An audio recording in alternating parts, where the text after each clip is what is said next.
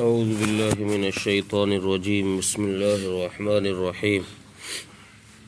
فہزموہم بإذن اللہ وقتل داود جالوت وآتاہ اللہ الملک والحکمت وعلمہ مما یشاء ولولا دفع اللہ الناس بعضهم ببعض لفسدت الارض ولكن اللہ ذو فضل علی العالمین تلک آیات اللہ نتلوها علیک بالحق وإنک لمن المرسلین۔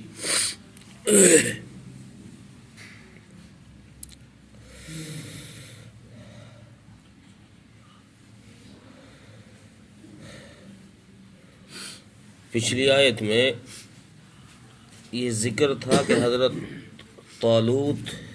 جب جالوت کے لشکر کا سامنا ہوا اور دونوں لشکر آمنے سامنے ہوئے تو اس کے بعد پھر نتیجہ کیا نکلا، اس آیت میں وہ نتیجہ بیان کیا گیا ہے۔ اور اللہ تبارک و تعالی فرما رہے ہیں کہ طالوت کے لشکر میں حضرت داؤد علیہ السلام بھی تھے جن کو ابھی نبوت عطا نہیں کی گئی تھی،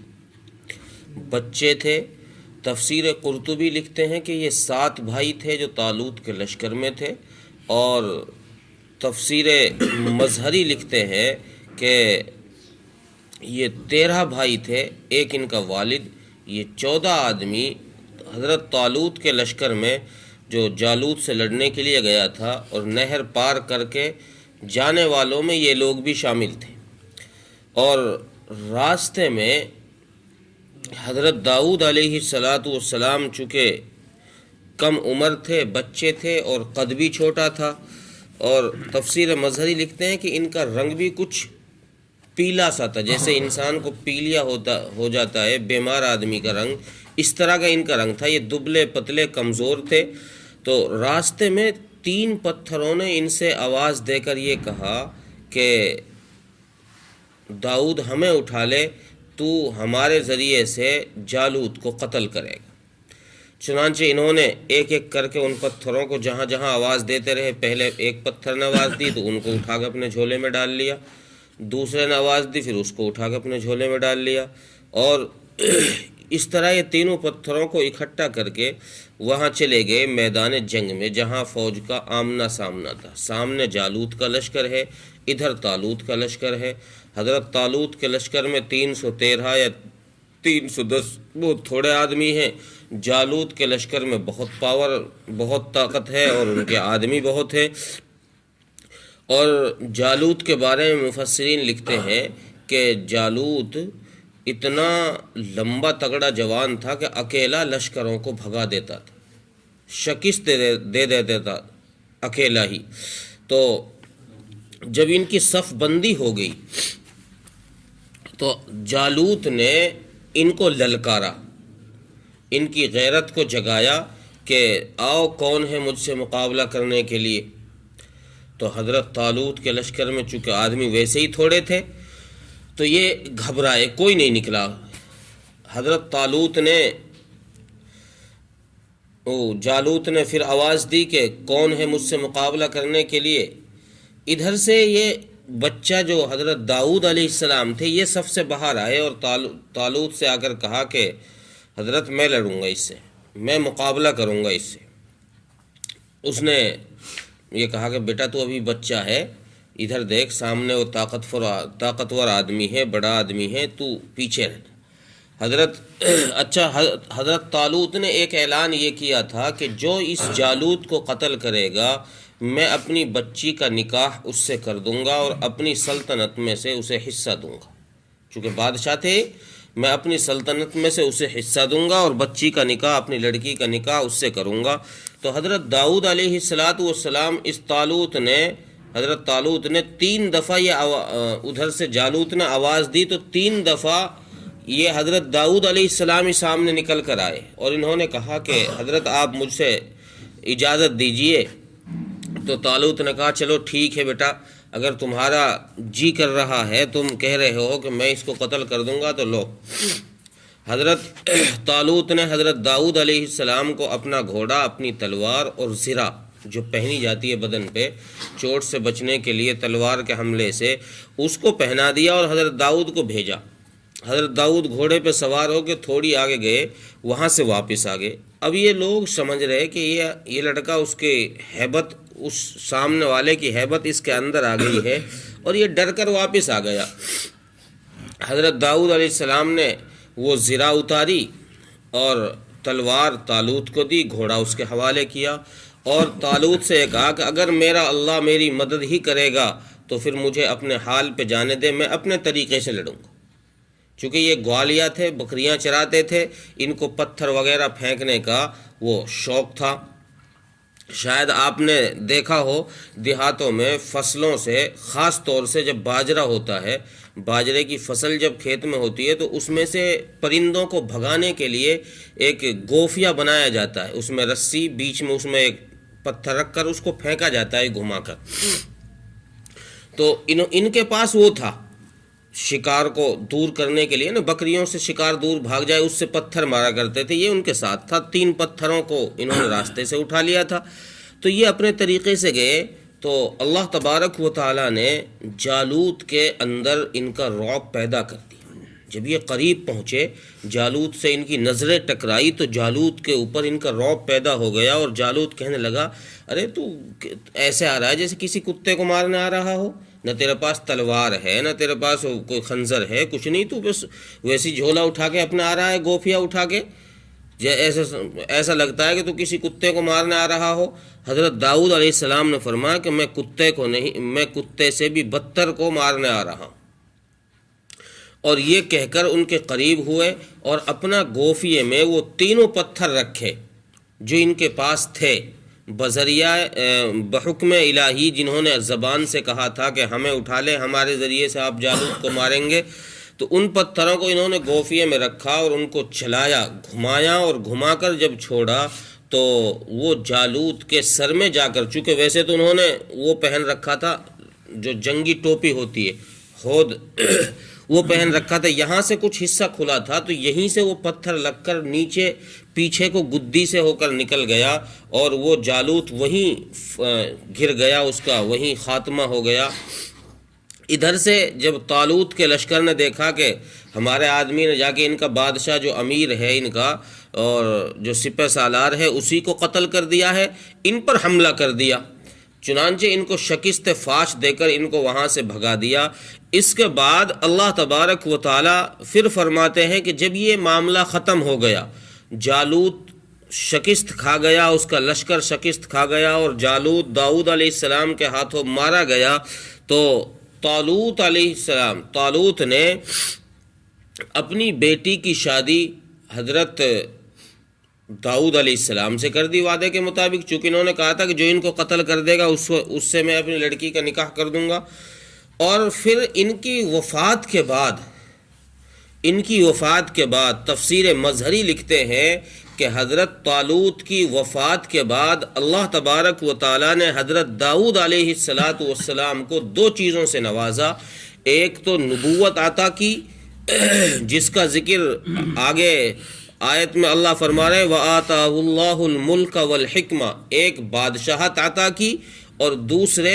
ان کو نبوت عطا کی، حکمت عطا کی۔ مفسرین لکھتے ہیں کہ ان سے پہلے حضرت داؤد علیہ السلام سے پہلے یہ دونوں چیزیں الگ الگ خاندانوں میں آ رہی تھیں۔ شاہی خاندان کوئی اور تھا، بادشاہ انہی میں سے چلا آ رہا تھا، اور نبوت والا خاندان کوئی دوسرا تھا، نبی اسی خاندان سے چلے آ رہے تھے۔ دونوں خاندان الگ الگ تھے بنی اسرائیل کے ہی۔ اللہ تبارک و تعالیٰ نے حضرت داؤد علیہ السلام پر لا کر اس سلسلے کو ختم کر دیا، اور دونوں چیزیں انہی کو عطا کر دی، اور ساری بنی اسرائیل کو اس پر متفق کر دیا اور اس پر جمع کر دیا کہ ان کو ایک ہی آدمی کو نبی بھی مانے، اور ایک ہی آدمی کو اسی کو ہی بادشاہ مانے۔ اللہ تبارک و تعالیٰ نے یہ حضرت داؤد علیہ السلام پر لا کر یہ دونوں چیزیں جمع فرما دی، اور اللہ نے فرمایا وَعَلَّمَهُ مِمَّا يَشَاءُ، اور پھر ہم نے داؤد علیہ السلام کو جب نبوت دے دی تو پھر ہم نے ان کو جو چاہا وہ سکھایا۔ کیا سکھایا ہے؟ مفسرین لکھتے ہیں، تفسیر قرطبی نے بھی لکھا تفسیر مظہری میں بھی لکھا کہ حضرت داؤد علیہ السلام کو اللہ تبارک و تعالیٰ نے زبور عطا فرمائی، اور ان کو اس زبور کے پڑھنے میں اللہ تبارک و تعالیٰ نے ان کو ایسی آواز عطا فرمائی کہ پرندے جنگل کے وہ ان کی آواز جب یہ زبور پڑھا کرتے تھے حضرت داؤد علیہ السلام، تو پرندے جنگلوں سے اڑ اڑ کے ان کے پاس آ کر بیٹھ جاتے تھے، اور لوگ ان کو اپنے ہاتھوں سے پکڑ بھی لیتے تھے، وہ اتنے مدہوش ہو جاتے تھے آواز سننے میں۔ اور چلتا ہوا پانی بھی، تفسیر مظہری لکھتے ہیں کہ چلتا ہوا پانی بھی ان کی آواز سننے کے لیے ٹھہر جایا کرتا تھا۔ یہ اللہ تبارک و تعالیٰ نے ان کو ایک کمال کی چیز عطا فرمائی تھی، کمال کی نعمت، چونکہ اللہ کی نعمت ہے آواز بھی، اللہ نے اپنی ایک بہت بڑی نعمت ان کو عطا فرمائی کہ سارے پرندے ان کی آواز کو سننے کے لیے رک جایا کرتے تھے۔ اور پھر اللہ تبارک و تعالیٰ نے ان کو زرہ بنانے کا ہنر سکھا دیا۔ یہ اپنے ہاتھ سے دستکاری کرتے تھے، یعنی اپنے ہاتھ سے زرہ بناتے تھے لوہے والی، چونکہ حضرت داؤد علیہ السلام کے لیے قرآن کہتا ہے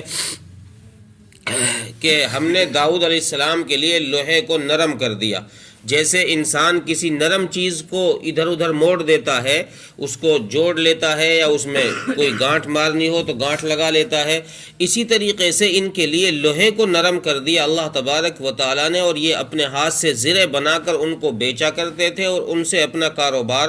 چلایا کرتے تھے، اور ان سے اپنا گزارا کیا کرتے تھے۔ رسول اللہ صلی اللہ علیہ وسلم نے ارشاد فرمایا، حضرت معدی بن کرب رضی اللہ تعالیٰ عنہ ایک صحابی ہیں، وہ روایت فرماتے ہیں کہ اللہ کے نبی صلی اللہ علیہ وسلم نے مجھ سے ارشاد فرمایا کہ معدی کرب سب سے بہتر مال وہ ہے جسے انسان خود اپنے ہاتھ سے کما کر کھائے، جسے انسان خود اپنے ہاتھ سے کما کر کھائے۔ تو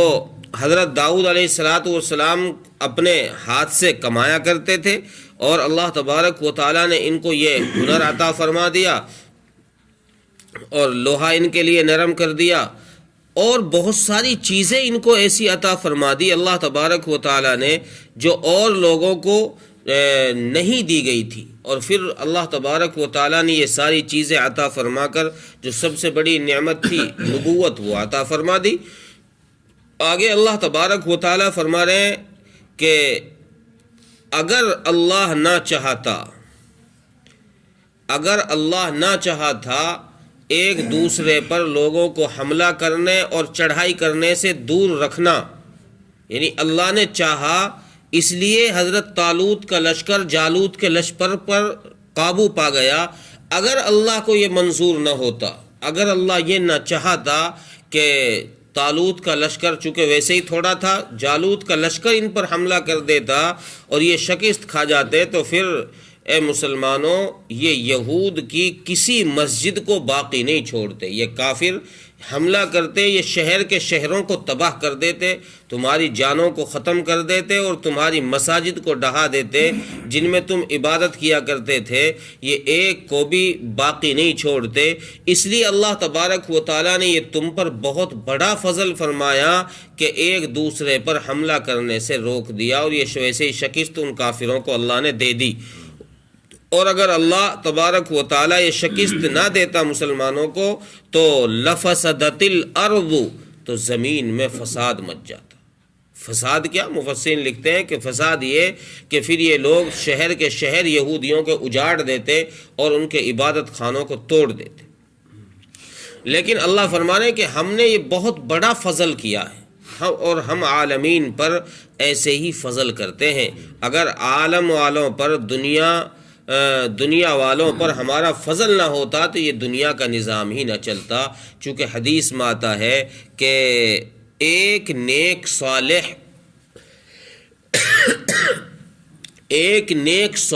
انسان کی وجہ سے،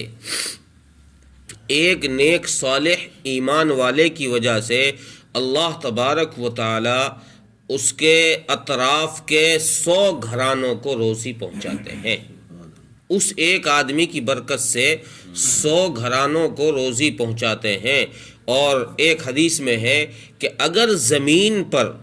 اگر زمین پر نماز پڑھنے والے لوگ، یعنی سجدہ کرنے والے لوگ، اور چھوٹے بچے، دودھ پینے والے بچے، اور بے زبان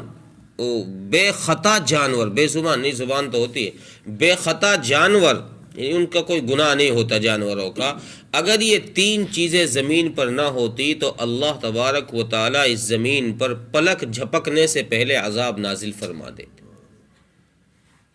ان تین کی وجہ سے، نماز پڑھنے والوں کی وجہ سے، سجدہ کرنے والوں کی وجہ سے، دودھ پیتے ہوئے چھوٹے معصوم بچوں کی وجہ سے، اور بے خطا جانوروں کی وجہ سے اللہ تبارک و تعالیٰ گویا کہ عذاب نازل نہیں فرما رہا، باقی مخلوق کو روزی پہنچا رہا ہے۔ اور اگر ان کا خیال نہ ہوتا، اللہ کا فضل نہ ہوتا، تو پھر اللہ تبارک و تعالیٰ پلک جھپکنے کے برابر بھی موقع نہ دیتے، پلک جھپکنے سے پہلے ہی عذاب نازل فرما دیتا۔ اور آخر میں، اس پارے کے آخر میں، چونکہ یہاں یہ قصہ پورا ہو گیا جالوت اور طالوت کا، آخر میں اللہ تبارک و تعالیٰ نے اپنے نبی کی نبوت پر دلیل یہ دی ہے، حضرت محمد الرسول اللہ صلی اللہ علیہ وسلم کی نبوت پر دلیل کے طور پر اللہ فرما رہے ہیں کہ دیکھو یہ واقعہ ہم نے بالکل ٹھیک بیان کیا ہے۔ اللہ تبارک و تعالیٰ گویا اپنے نبی کی طرف سے یہ بات کہہ رہے ہیں کہ نبی جی آپ ان سے کہیے کہ ہم نے یہ واقعہ ٹھیک بیان کیا ہے، حالانکہ ہم پڑھے ہوئے نہیں ہیں۔ نبی جی آپ پڑھے ہوئے بھی نہیں ہیں، آپ امی ہیں، اور آپ اس واقعے کے وجود کے وقت میں وہاں بھی نہیں تھے جہاں یہ واقعہ وجود پایا ہے۔ آپ نے اس کو گویا کہ آنکھوں سے بھی نہیں دیکھا ہے، اور آپ نے اس کو کانوں سے بھی کسی سے نہیں سنا ہے، کتاب میں بھی نہیں پڑھا ہے، تو آپ نے پھر بھی اس کو ٹھیک بیان کر دیا۔ اس سے ثابت یہ ہوا کہ واقعی آپ اللہ کے رسول ہیں۔ آپ نے جو بات بیان کی ہے وہ آپ بذریعہ وحی بیان کر رہے ہیں، اس لیے آپ کی نبوت کو تسلیم کیا جائے اور آپ کو مانا جائے کہ آپ ختم الرسول ہیں، خاتم الرسول ہیں، اور آپ نبیوں میں سے ہیں۔ ترجمہ دیکھیں، فَهَزَمُوهُمْ بِإِذْنِ اللَّهِ، اور جب شکست دی مسلمانوں نے جالوت کے لشکر کو اللہ کے حکم سے، وَقَتَلَ دَاوُودُ جالوت، اور حضرت داؤد نے جالوت کو قتل کر دیا، وَآتَاهُ اللَّهُ الْمُلْكَ وَالْحِكْمَةَ وَعَلَّمَهُ مِمَّا يَشَاءُ، تو اللہ تبارک و تعالیٰ نے حضرت داؤد کو نبوت اور بادشاہت دونوں چیزیں دی، اور ان کو سکھایا جو کچھ چاہا، اور بھی جو کچھ چاہا اللہ تبارک و تعالیٰ نے ان کو سکھا دیا۔ وَلَوْلَا دَفْعُ اللَّهِ النَّاسَ بَعْضَهُمْ بِبَعْضٍ لَفَسَدَتِ الْأَرْضُ، اور اگر اللہ تبارک و تعالیٰ کا یہ ارادہ